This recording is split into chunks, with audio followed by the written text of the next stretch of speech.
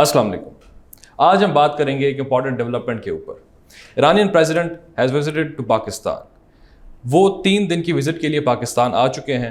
इसके हवाले से हम पोटेंशियल एवेन्यूज़ के हवाले से डिस्कस करेंगे कि पाकिस्तान और ईरान के दरमियान जो कि ट्रेड एवेन्यूज़ डेवलप होने जा रहे हैं या मिडल ईस्ट के अंदर जो एस्केलेशन जारी है, इन सारी बातों को टेबल पे रखते हुए इन दोनों सदूर के दरमियान क्या बातचीत होगी या क्या बातचीत हो सकती है, जिसके हवाले से सारी इस रीजन के अंदर टेंशन्स भी डेवलप हो सकती हैं। अमेरिका अपना क्या रोल प्ले कर सकता है, ये सारे मामलात, इन सब बातों को मद्देनज़र रखते हुए इसके हवाले से हम आज डिस्कशन करेंगे।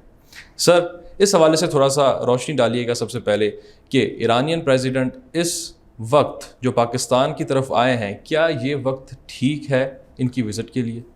इंटरेस्टिंगली नहीं। इसमें हम वो भी याद कर सकते हैं जब रशिया और इमरान खान का सिलसिला चल रहा था, रशिया यूक्रेन वॉर के अंदर। बट इसमें यह बात जाननी ज़रूरी है कि क्या ये विज़िट अब प्लान की गई थी आफ्टर द रीसेंट एस्केलेशन या उससे पहले प्लान की गई थी। तो अभी इसके ऊपर कंफर्म कोई चीज़ नहीं, लेकिन सोचा समझा यही जा रहा है क्योंकि रीसेंट डेवलपमेंट है। अभी आहिस्ता आहिस्ता चीज़ें खुलेंगी कि ये विज़िट पहले से प्लान थी। और होता भी ऐसे ही है कि जो ये डिप्लोमेटिक विजिट्स होती हैं ये 1-2 दिन पहले नहीं, अनलेस और until there is an emergency, ये पहले से स्केड्यूल्ड होती हैं, प्लान होती हैं। अब इसको आप अनफॉर्चुनेट आप कहिए या आई डोंट नो आयरनी कहिए कि अब दोबारा से जब अभी रिसेंटली ईरान इसराइल के बैक एंड फोर्थ अटैक्स हुए हैं, मिलिट्री एस्केलेशन हुई है, उसमें ईरानियन प्रेसिडेंट पाकिस्तान विजिट कर रहा है। इसके जो इफ़ेक्ट्स हैं वो काफ़ी ज़्यादा हो सकते हैं। At this point once again it is important कि जो हम एनालिसिस कर रहे हैं या जो मैं बात कर रहा हूँ, दिस इज़ ये एक इंटेलेक्चुअल थाट है आपकी कि मतलब ऐसा हो सकता है, ज़रूरी नहीं ऐसा हो। अभी इसकी कोई बेस नहीं है। But what are the possible repercussions? सबसे पहली कि Pakistan can become a victim और can suffer from what is called secondary sanctions. ये वो सैंक्शंस होती हैं आप जो जिन ममालिक के ऊपर सैंक्शंस होती हैं उसके ऊपर अगर उनके साथ आप डील करते हैं जो भी कंट्री, तो उसके ऊपर सेकेंडरी सैंक्शंस लगती हैं। अभी कल एक इंपॉर्टेंट डेवलपमेंट हुई कि पाकिस्तान को बैलिस्टिक मिसाइल टेक्नोलॉजी प्रोवाइड करने वाली 3 कंपनीज चाइनीज़ पे सैंक्शंस लगाई गई। यूएस स्टेट डिपार्टमेंट ने सेक्शन 1A2 के तहत, इसका एक पूरा आगे एग्जीक्यूटिव ऑर्डर भी है 13382 समथिंग, आप उसको देख सकते हैं। अच्छा, इसके अंदर एक बड़ी इंपॉर्टेंट चीज़ है कि उन बैलिस्टिक मिसाइल के प्रोग्राम के लिए जो चाइनीज़ कंपनी पे सैंक्शन लगी है, एक बेलारूस की फर्म है, तो मिलिट्री वेपन्स के ऊपर सैंक्शन लगी है। इसका अगर आप यूएस स्टेट डिपार्टमेंट की वेबसाइट पे जाके नोट पढ़ें, उसके अंदर भी उनका एक एक्ट है ख़ास जो प्रोलिफरेशन ऑफ दीज टेक्नोलॉजीज़ को रोकता है। आयरॉनिकली वंस अगेन जो एक हम बात करते हैं अक्सर कि hypocrisy of the US foreign policy, वो ये है कि पिछले साल US registered the highest level of sales in missiles and weaponry, जो कि कुछ $250 बिलियन की थी, जो कि 16% इंक्रीज था पिछले साल से। तो अगर एक मुल्क इतना ही पीसफुल है या इतना ही कंसर्न है रिगार्डिंग ह्यूमन राइट्स और ये सब कुछ, इट्स अ डिफरेंट डिबेट, लेकिन ये बताना बड़ा ज़रूरी है कि ये हिपोक्रेसी को हाईलाइट किया जाए। बिल्कुल कि एक लिहाज से country highest sales of weapon और दूसरी लिहाज से वही कंट्री सैंक्शंस लगा रही है। तो this is called the unilateral foreign policy of the US. इसके ऊपर हम कभी ज़रूर डिस्कस करेंगे। तो ज़रूर ये सैंक्शंस क्या पाकिस्तान पे ईरानियन विजिट की वजह से लगी हैं या यूएस और चाइना की अपनी ट्रेड वॉर चल रही है उसकी वजह से लगी हैं? ये सब क्वेश्चंस को अगर आपने देखना ना स्टूडेंट्स ने खास तौर पे, क्योंकि हम सीएसएस में अगर एनालिसिस की बात करें तो जो फ्रेमवर्क होना चाहिए वो इमर्जिंग वर्ल्ड ऑर्डर का होना चाहिए और उसके अंदर राइज ऑफ ब्रिक्स होना चाहिए। आप देखें, अगर आप इसको सेंटर में लिखें इस डेवलपमेंट को, क्या अगर आप आगे स्पाइक्स बनाएं, उसे हब एंड स्पोक जिसे सिस्टम कहते हैं, तो ब्रिक्स आएगा, इमर्जिंग वर्ल्ड ऑर्डर आएगा, ट्रेड न्यू ब्लॉक्स आएंगे, इसके अंदर न्यू डिप्लोमेटिक डोमेन्स आएंगी। एक और क्वेश्चन आएगा कि सैंक्शंस की इफेक्टिवनेस और एफिकेसी क्या है। रशिया पे आप ही जिस तरह मुझे बता रहे थे अभी पहले, सबसे ज़्यादा सैंक्शंस हैं। IMF ने भी 2 दिन पहले वर्ल्ड इकोनॉमिक आउटलुक की अपडेट दी है, according to which Russia is expected to grow more than the UK in the US. So क्या ये सैंक्शंस कहाँ गई? उनके ऊपर तो कोई इम्पैक्ट नहीं हुआ। ईरान के ऊपर सेकंड हाईएस्ट सैंक्शंस हैं। ईरान की oil exports are at their 6-year highest point. Iran की oil production is more than 3 million barrels per day, which is also 3 या 4 years हाईएस्ट पॉइंट।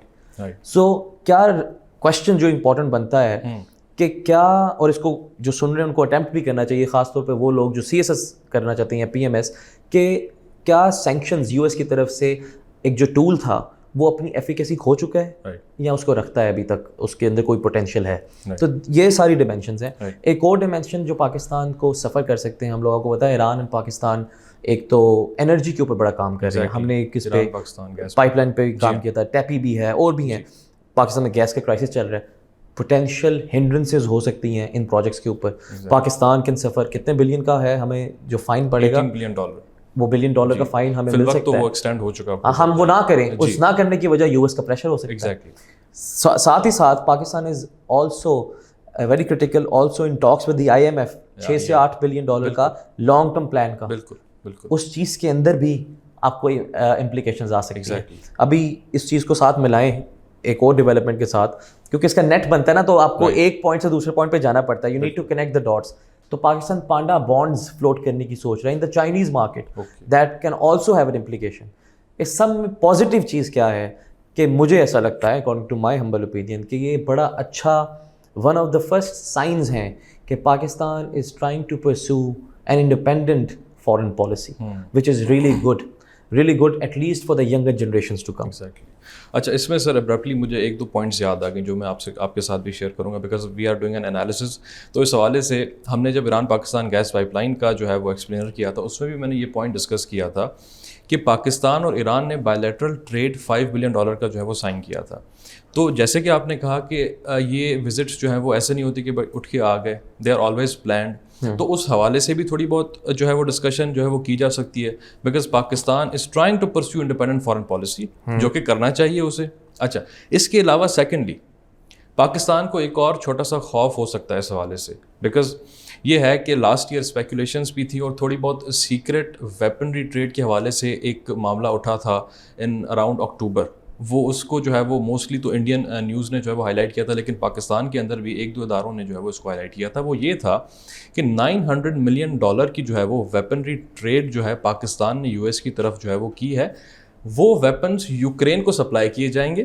اچھا, وہ پاکستان نے کیا کیوں؟ کیونکہ Pakistan was seeking IMF bail out package جس میں US اس کو ہیلپ کرنا چاہے گا. اب پاکستان ایک طرف سے US کے ساتھ بھی جو ہے وہ اپنا ایک ٹائز مینٹین کرنا چاہ رہا ہے, plus it is trying to actually pursue independent foreign policy, جیسے کہ آپ نے سب کچھ بتایا اس حوالے سے کہ وہ کیا کیا ایونیوز جو ہے وہ ایکسپلور کر رہا ہے.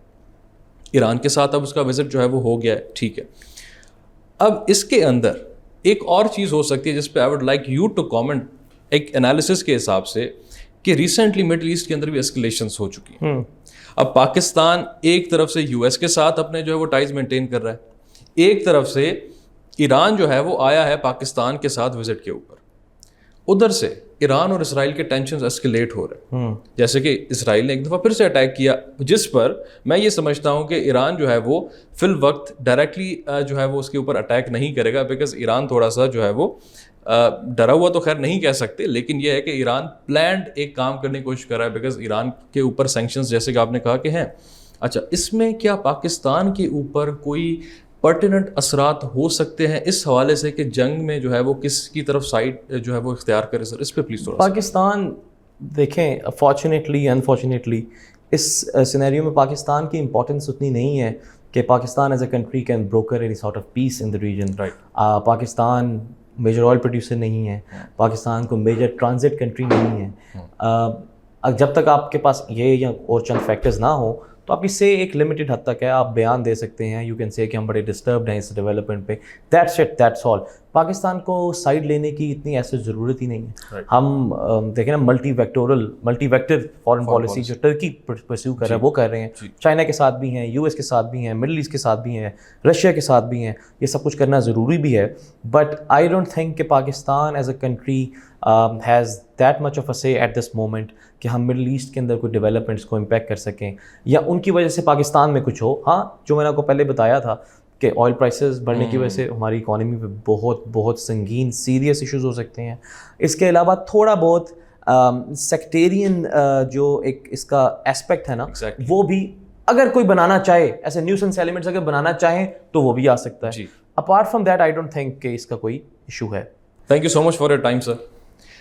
پاکستان اور ایران کے حوالے سے جو ٹائز کے اندر بہتری آنا شروع ہوئی ہے, یا آپ یوں کہہ لیجئے کہ امڈسٹ دا رائزنگ ٹینشنز پاکستان اور ایران کا یہ جو وزٹ ہے اس ٹائم جو پلان ہوا ہے, اس حوالے سے ہمارا یہ ایکسپلینر تھا, اس کے حوالے سے ہم نے ڈسکشن کی. اب آپ لوگ کامنٹ کے اندر بتائیے کہ آپ لوگ اس حوالے سے کیا چیز سوچتے ہیں.